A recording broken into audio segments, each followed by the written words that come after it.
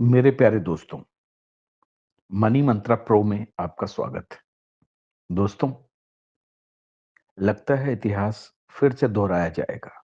जी हाँ, मैं बात कर रहा हूं प्याज की कीमतों के बारे में। याद है आपको?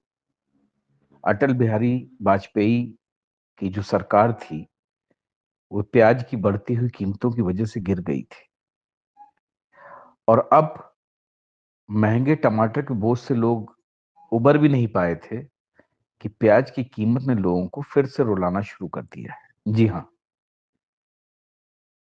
जो प्याज एक हफ्ता पहले तक 20 से 25 रुपए किलो तक बिक रहा था, आज वो प्याज दिल्ली में 80 से 85 रुपए किलो तक बिक रहा है।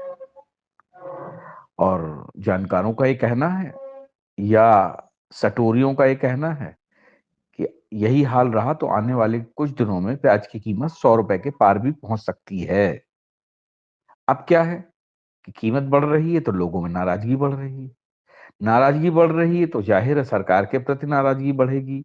नाराजगी सरकार के प्रति बढ़ेगी तो इसका फायदा विपक्ष उठाना चाहेगा। तो विपक्ष ने ऑलरेडी जो है इसके लिए अपनी फील्डिंग लगानी शुरू कर दी है। साथ ही साथ लोगों का भी कहना है कि लंबे वक्त तक टमाटर के जो दाम बढ़े हुए थे, उसकी वजह से घर का बजट बिगड़ गया, जो अभी तक ठीक हो भी नहीं पाया कि प्याज की जो है कीमतें बढ़ना चालू हो गई हैं। तो अब सवाल यह है कि प्याज की ये कीमतें क्यों बढ़ रही हैं? आखिर इसके पीछे का साइंस क्या है? तो देखिए, आप बात समझिए। सब्जी विक्रेताओं की अगर बात सुनी जाए तो बाजार में प्याज की कीमत जो है बहुत ही ज्यादा कमी है, जिसका असर इसके दाम पर पड़ रहा है। अगले महीने नवंबर दिसंबर तक बाजार में नया प्याज आ जाएगा। नए प्याज के आने तक प्याज की कीमत कम होने की उम्मीद नहीं है। प्याज की आमद कम होने की वजह से इसकी कीमत बढ़ रही है। जो प्याज हफ्ते भर तक बहुतायत में आ रहा था, अब वो आना बंद हो गया है, जिसके कारण कि प्याज की कीमत 80 रुपए के पार जा चुकी है। अब सरकार कोशिश तो कर रही है, लेकिन प्याज की कीमत नियंत्रित नहीं हो पा रही है।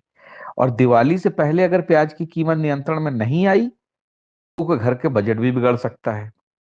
लेकिन उम्मीद है कि जो 5 राज्यों में विधानसभा चुनाव हैं, तो उसको देखते हुए सरकार प्याज की कीमतों को नियंत्रित करने के लिए ठोस कदम उठाएगी। लेकिन दोस्तों, एक मसला और भी है।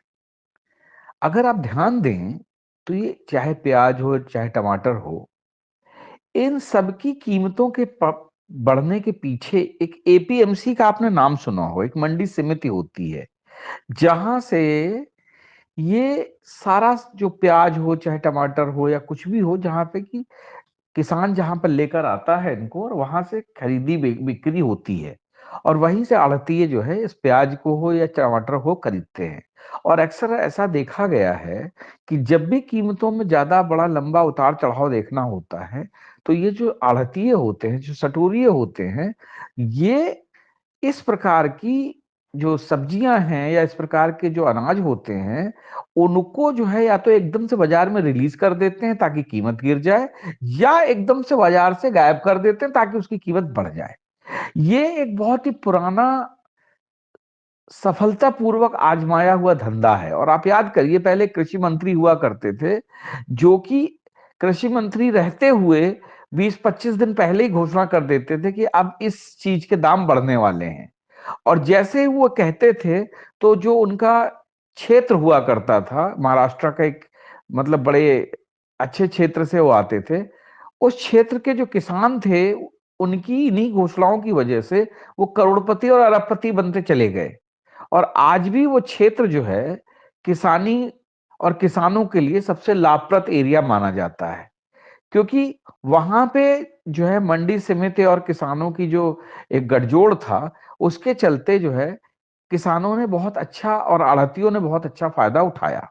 खैर, अब हुआ ये भी है, जो लोगों का कहना है कि इसकी पैदावार पर भी कुछ असर पड़ा है। जो मौसम की मार जो थी, उसका असर प्याज की खेती पर पड़ा।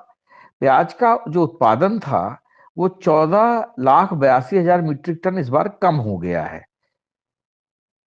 2022-23 में 17,41,000 हेक्टेयर था, वहीं 21-22 में 19,41,000 हेक्टेयर था। यानी साल दर साल प्याज की पैदावार में कमी आ रही है। इतना ही नहीं, प्याज की कीमत में आई तेजी के पीछे पैदावार का लेट होना भी एक बहुत बड़ा कारण है। प्याज आप जानते हैं सबसे ज्यादा पैदा कहाँ होता है? जी हाँ, महाराष्ट्र में होता है। और महाराष्ट्र में जो खरीफ सीजन का जो प्याज था वो 1 महीने लेट हो गया है। मानसून की बारिश में भी देरी की वजह से खरीफ सीजन का प्याज बाजार में नहीं आ पाया है। इसी देरी की वजह से प्याज की कीमत में तेजी आई है। अब आप समझ सकते हैं, ऐसे आपने पढ़ा होगा कि महाराष्ट्र के एक किसान थे, उन्होंने 3 एकड़ में टमाटर जो की खेती करके करीब 3 करोड़ रुपए कमाए थे। तो अब आप समझ सकते हैं किस तरीके से बाजार को कंट्रोल किया जाता है। तो मुझे लगता है सरकार में बैठे हुए लोग भी इस चीज पे ध्यान दे रहे होंगे और समझ रहे होंगे कि कौन लोग हैं इस तेजी के पीछे और इस तेजी को नियंत्रित कैसे किया जाए। हम मनी मंत्रा प्रो में आपको खबर का दोनों पक्ष दिखाते हैं कि आखिर ये जो हो रहा है ये क्यों हो रहा है और करने वाले लोग कौन है, इसके पीछे कौन है। तो उम्मीद है कि आप हमारी बात समझ रहे होंगे और हमारे इस चैनल को सब्सक्राइब करेंगे, लाइक करेंगे। और अगर इसमें कुछ भी करेक्शन आपको चाहिए या कोई भी टॉपिक पे आपको हमसे जो है कुछ सुनना है, तो आप हमें लिखिए, कमेंट बॉक्स में जाइए। हो सकता है कि हम आपको कोई अच्छा सॉल्यूशन दे सकें। जय हिंद, जय भारत।